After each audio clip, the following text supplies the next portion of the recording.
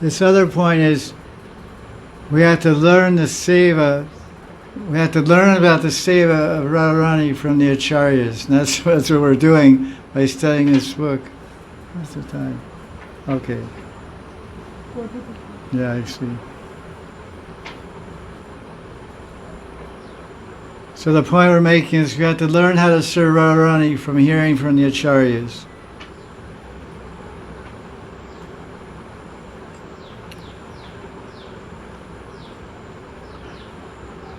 One should become absorbed in the Guru-given Siddha Swarup and serve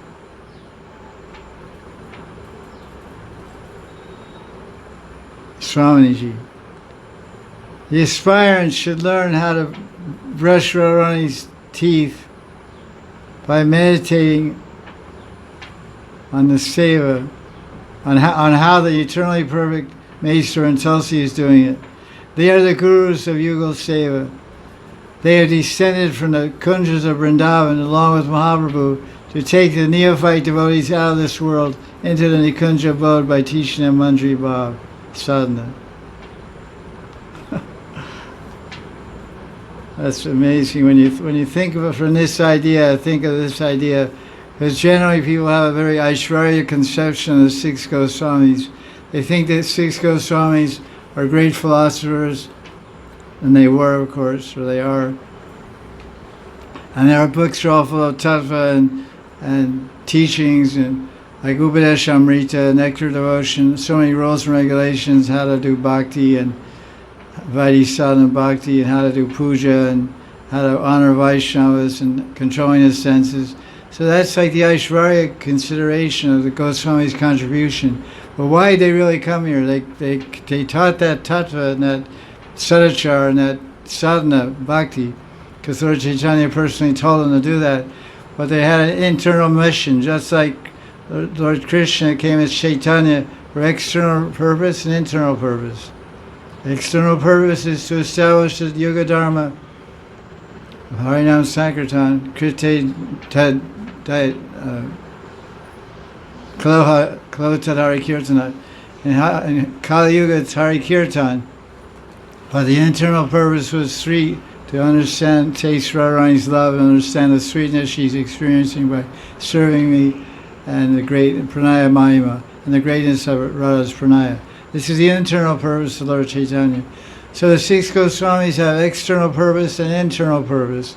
Their internal purpose is coming to invite every jiva, come, take up this Vrajabhav, take up Madhurya Rati, become a gopi, become a matron Radharani. That's what he's saying here.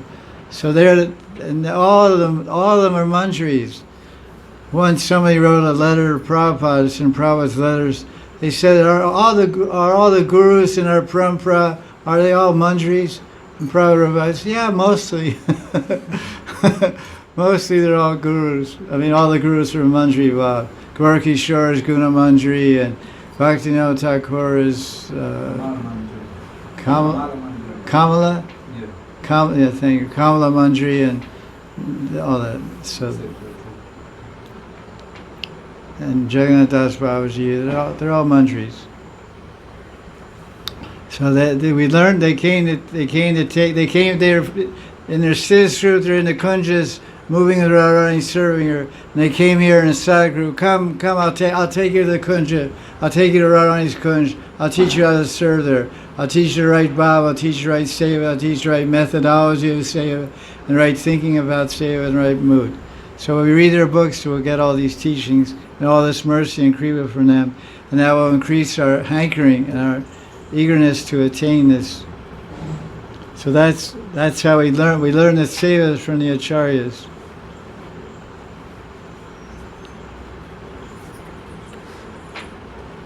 It's such a nice sentence. The six Goswamis came to this material world with Lord Chaitanya to take devotees, to take neophyte, it says neophyte, doesn't say premi bhaktas, to take neophyte devotees out of this material world into the Nikunja abode by teaching them Manjari Bhav sadhana. Tad Bhava Lipsana Karya Brajalokana Sarata. That's from Bhakti Rasamrita Sindhu 1, 2, 295 or so.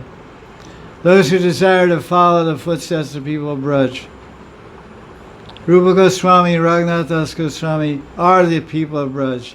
And they have given the sadhakas a perfect example how to perform Manjari Seva, both as sadhakas and also in our Siddhadeha. So that's a nice point.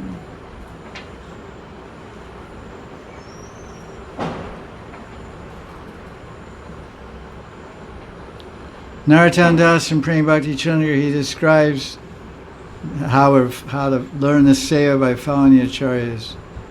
He says, I will follow in the footsteps of the Manjaris and render loving devotional service to Radharani, simply on their hints. It's Ingit, should say. Ingite bujaba sab kaja. Ingite means hint or indication. By the indications or hints of Rupa Manjari or Rati Manjari, I will know what to do. I will know how to serve Radharani. I will become passionately absorbed in Radha Krishna's forms and qualities while living among the Sakhis. Rupa Gune Dagamagi Sada Hoibi Anuragi Vasati Koriva Sakir Maja. Sakir Maja means in the middle, amongst, in the middle of all the Sakhis, Vasati, I will live there.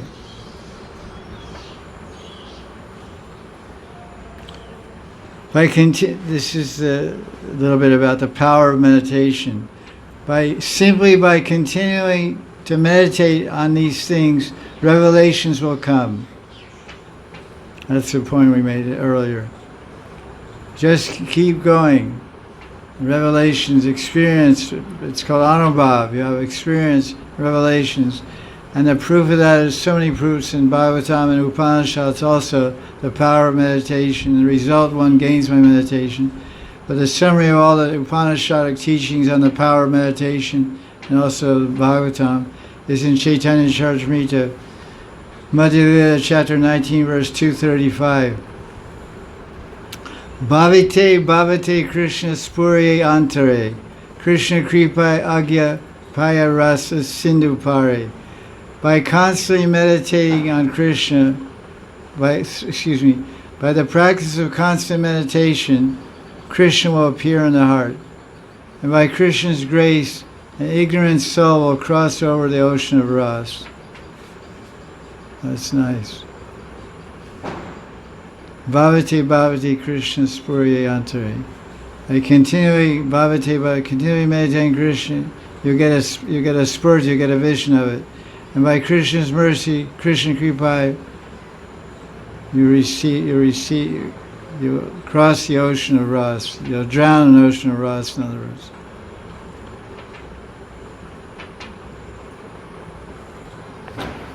And the Bhagavatam, a famous example, is there in the 7th canto. It's also, I think, in 11th canto, about the power of meditation. Once a small insect, a little worm, got caught by a bigger insect. And the insect had like a beehive, had a nest. And the insect took that worm and he stuck him in the nest. The worm was alive, and he stuck him in a little closet in his house, you know. And he was stuck him in there and started to seal up that door of that closet. And the worm that was in there, was looking at that insect that caught him and stuck, and he kept looking at him and meditating on his form. And when he died, he got the form of an insect. So this is an example that's given in the Srimad Bhagavatam. 7th canto, Narada Muni shows the power. It's called Kitapesha Naya or something, about the power of meditation. Kita means insect. So another point is made in the verse is the expertise of the Manjaris in Seva. The Manjaris know exactly how to serve Radharani according to time, place, and circumstance, Kala Desha Patra. And they also bring all kinds of wonderful memories to Radharani's heart to make her swim in the waves of Rasa. This is a nice, amazing sentence. Listen to this one. Swami Radha becomes immersed in the bliss of Krishna consciousness. This Krishna consciousness phrase was started by A.C. Bhaktivedanta Swami Prabhupada. But, Vaitadas was in ISKCON for a while, and a lot of times he has this phrase in his books, Krishna consciousness. I'm sure that Nadadas didn't say bliss of Krishna consciousness. He said Krishna Chinta or something, whatever, I don't know. Bhakti. Yeah, Krishna Bhakti. Swami is immersed in bliss of Krishna consciousness when she hears Tulsi's rasic descriptions of Krishna Lila. Blessed is this Kinkari. She serves Radharani exactly according to the requirement and the time. That's so. Nanda Gopal Goswami reminds us of what does the word Kinkari mean. This is often heard and often spoken. Kinkari comes from two words. It's a combination of Kim and Karomi. Kim means what, and Karomi means do. So Kinkari means Kim Karomi, what can I do? And Anantadas described the